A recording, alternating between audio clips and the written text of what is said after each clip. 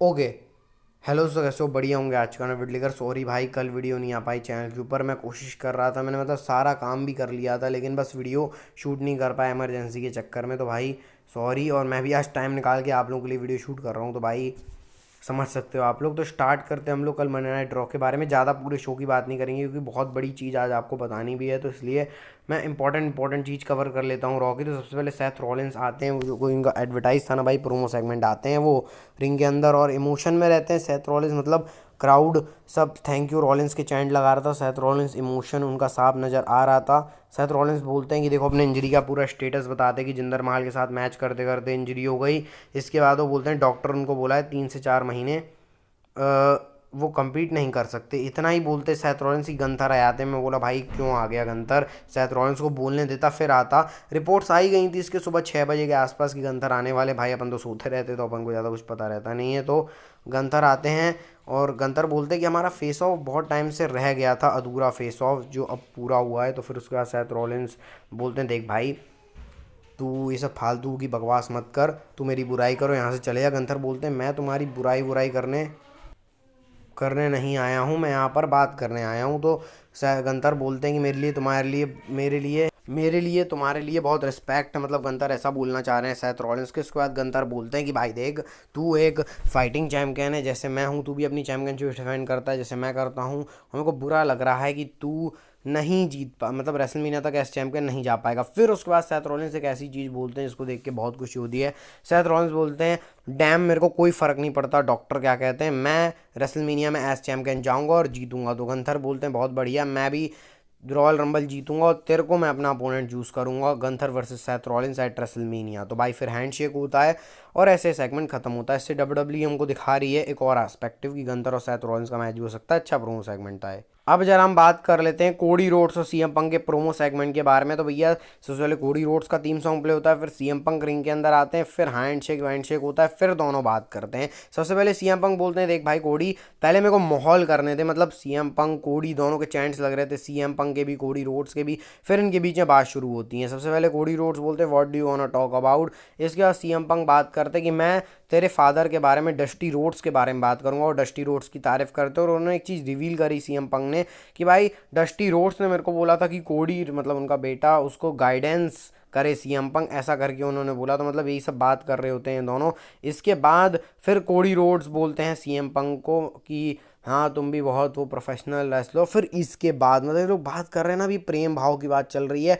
इसके बाद थोड़ी सी बात आगे होना शुरू होती है जब सीएम पंक बोलते हैं कि मैं तुमसे ज़्यादा अमेरिकन ड्रीम्स हूँ, मतलब कोडी रोड्स से ज़्यादा अमेरिकन ड्रीम्स है सीएम पंक। इसके बाद कोडी रोड्स पाइप बॉम्ब वाला प्रोमो की बात करते हैं। पाइप बॉम्ब प्रोमो आपको याद होगा, सीएम पंक का बहुत ही कंट्रोवर्शियल प्रोमो रहा है, लास्ट प्रोमो रहा है। उसके बाद वो डब्ल्यूडब्ल्यू छोड़ के ही चले गए थे वहाँ रैम पे बैठ के। तो उन्होंने बोला मैं भी सीएम पंक तुमसे ज़्यादा हूँ, ऐसे करके। उसके बाद दोनों के बीच में भाई इंटेंशन बिल्कुल हाई हो गई और रॉयल रंबल के लिए इनके बीच में मैच बिल्कुल एकदम सेट हो चुका है। तो भाई मतलब मैच, मतलब रॉयल रंबल के अंदर। और उन्होंने बोला कि भाई हमारी संडे मॉर्निंग तक दोस्ती रहेगी वगैरह वगैरह सब बात कर रहे हैं। तो यहाँ से डब्ल्यूडब्ल्यू में बहुत ही अच्छा सेगमेंट था भाई, कोडी रोड सीएम पंक दोनों के बीच में।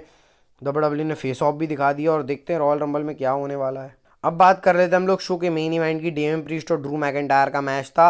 अच्छे अच्छे मूव लगाए थे भाई। डेमियन प्रीस्ट ने बॉल कैन एरो जो लगाया था अनाउंसर टेबल के ऊपर, बहुत इंप्रेसिव लगा मेरे को। उसके बाद भाई ड्रू मैकिंटायर, मतलब बेसिकली इन लोग भड़ास निकाल रहे एक दूसरे की, क्योंकि ड्रू मैकिंटायर डेम प्रीस्ट के कारण हारे। डेम प्रीस्ट का कहना है ड्रू मैकिंटायर सबसे हार गया है तो मेरे पीछे पड़ गया है। और इसका रिजल्ट ऐसे निकलता है भाई कि आर ट्रूथ पैसा फेंक देते हैं रिंग के अंदर पूरा। तो उससे डेमियन प्रीस्ट का जो पिन फॉल हो रहा था वो रेफरी ने देखा नहीं और ड्रू मैकिंटायर ने ग्लेमोर लगा दी। और ड्रू मैकिंटायर ने जब ग्लेमोर लगाई तो फिर डेमियन प्रीस्ट का काम तमाम हो गया और ड्रू मैकिंटायर इस मैच में जीत गए हैं। तो भाई ऐसे रॉ चली जाती है ऑफ एयर, पूरी रॉ कवर नहीं कर पाया भाई, सॉरी, लेकिन आपको इंपॉर्टेंट चीज़ बता दिया है मैंने। तो अब हम आ जाते हैं न्यूज़ एंड अपडेट्स के ऊपर। सबसे पहले आप लोग अपने स्क्रीन के ऊपर देख सकते हो बहुत बड़ा बम फोड़ा डब्ल्यूडब्ल्यू ने कि रॉ है वो नेटफ्लिक्स में आ चुका है। आप ये देख सकते हो, ट्रिपल एच का ही ट्वीट है, WW Raw is coming to Netflix जनवरी 2025 से रॉ नेटफ्लिक्स पे आ जाएगा, यूएसए, कनाडा, यूके और लैटिन अमेरिका के अंदर। आप लोगों को टेंशन लेने की जरूरत नहीं भाई, इंडिया में अपना सोनी टीवी के ऊपर आएगा। ये जो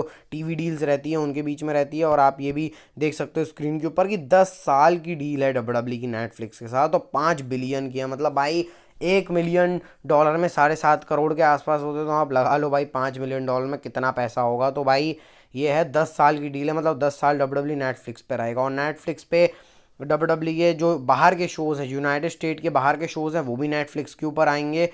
और रॉ स्मैकडाउन जो भी बाहर होंगे, और रॉ के शोज़ तो आएंगे आएंगे जनवरी 2025 होगा। मतलब स्मैकडाउन चला गया यूएसए नेटवर्क में और रॉ चला गया है नेटफ्लिक्स पे। तो भाई अब आदत डाल लो बोलने की रॉ नेटफ्लिक्स, तो इस ऐसे कुछ सीन करके होगा। तो भाई इससे डब्ल्यूडब्ल्यू ने अपनी टीवी डील बढ़ा दी है। 2025 होगा, मतलब अभी इस साल तो आपको यूएसए नेटवर्क पे ही देखने को मिलेगी रॉ। अब जरा बात कर लेते हैं स्मैकडाउन की व्यूअरशिप के बारे में। तो सामने आ गई है भाई। तो स्मैकडाउन को व्यूअरशिप मिली है 2.408 मिलियन व्यूअर्स। तो स्मैकडाउन की व्यूअरशिप बढ़ी है, पहले 2.2 या 3 कुछ थी। तो भाई अच्छा है, स्मैकडाउन तो अपना ग्राफ बढ़ाता ही जा रहा है। रॉ का तो सीन आप लोग समझ ही रहे होगे, वैसे टीवीडी लॉ की भी हो गई, लेकिन स्मैकडाउन अच्छा शो था भाई, और कॉन्ट्रैक्ट साइनिंग थी, बहुत कुछ था, तो स्मैकडाउन को अच्छे खासे व्यूअर्स मिल भी गए।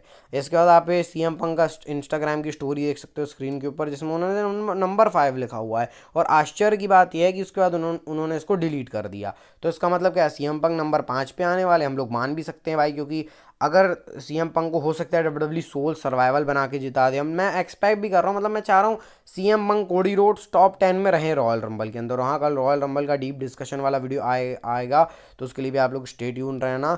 और आप लोग ये रॉयल रंबल का अर्लियर स्टेज भी देख सकते हो, ये कुछ बहुत ही अर्ली है, मतलब सबसे अर्ली वाला रॉयल रंबल का जो हो रहा है सेटअप, ये देख सकते हो रेमंड जेम्स स्टेडियम के अंदर। तो डब्ल्यूडब्ल्यू जोरों शोरों से रॉयल रंबल की तैयारी में डट गई है कि भाई उनको रॉयल रंबल एक अच्छा शो करवाना ही करवाना है।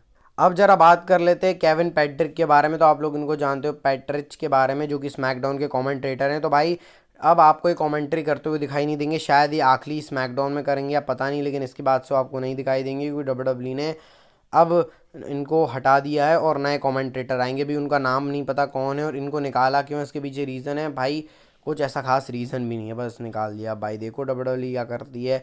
अभी माइकल कोल को उन्होंने रॉम का परमानेंट कर दिया, बस स्मैकडाउन से इनको हटा दिया। पता नहीं क्या है, देखो क्या होता है। वैसे ज़्यादा कोई ऐसी मेजर अपडेट नहीं है, सोचा वैसा शेयर कर देता हूँ। सीना के बारे में भाई, तो जॉन सीना का इंटरव्यू होता है ऐसे पॉडकास्ट के अंदर, वहाँ पर उन्होंने दो बहुत बड़ी चीज़ रिवील करी। सबसे पहले जॉन सीना भी 47 ईयर्स के हैं, तो उन्होंने बोला 50 तक वो रिटायर हो जाएंगे, मतलब जब जॉन सीना 50 साल के हो जाएंगे तो वो रिटायर हो जाएंगे भाई।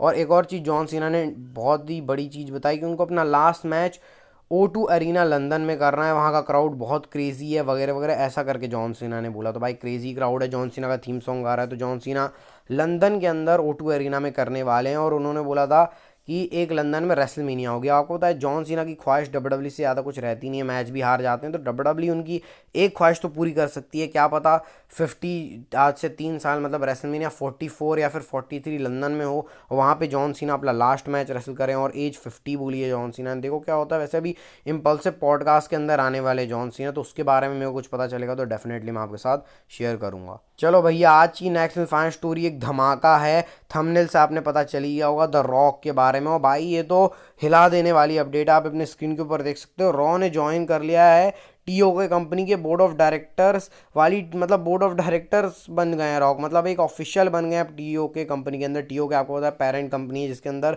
डब्ल्यूडब्ल्यू और दोनों आती हैं, डब्ल्यूडब्ल्यू यूएफसी दोनों आती है, तो उसके ब्रॉड मेंबर बन चुके हैं। रॉ के ट्रिपल एच का ट्वीट भी देख सकते हो भाई, कि वो उनका जो मतलब टीओके ग्रुप का जो बिजनेस है उसके लिए बहुत ही अमेजिंग दिन है, और वो एक्साइटेड भी हैं और कंटिन्यू ग्रो करेगा बेटर एवरी डे में। Welcome to the team @the Rock, ऐसा करके बोला। रॉक की फोटो देख सकते हो भाई आप, बहुत ही कमाल का सीन डबल हो गया है भाई। रॉक डब्ल्यूडब्ल्यू के अंदर अब आ गए हैं, मतलब टीओ के क्या वो मेंबर ही बन चुके हैं, और बस इसके बाद से मामला शुरू हो गया। आप रॉक की ये फोटो देख सकते हो, आए थे भाई रॉक अपने उसमें फुल उसमें डायरेक्टर मतलब अपने एरी मैनुअल के साथ थे, उन्होंने सब चीज़ें डिस्कस करी, नेटफ्लिक्स के बारे में बात हुई, दो धमाके एक दिन में हो गए भाई, बड़ी बात थोड़ी है। रही बात रोमन रिंग्स के बारे में, तो आप स्पोर्ट्स कीड़ा की तरफ से रॉक का देख सकते हो भाई, थॉट कि वो लॉन्ग गेमर है, मतलब ऐसा उन्होंने बोला कि रोमन रिंग्स और रॉक का जो मेन इवेंट होगा रेसलमेनिया का, उसके लिए बहुत ज़्यादा एक्साइटेड है, मतलब greatest and biggest WrestleMania of all time रहेगी ये, तो ऐसे रॉक भी एक्साइटेड होकर बोल रहे हैं। और भाई रॉक अब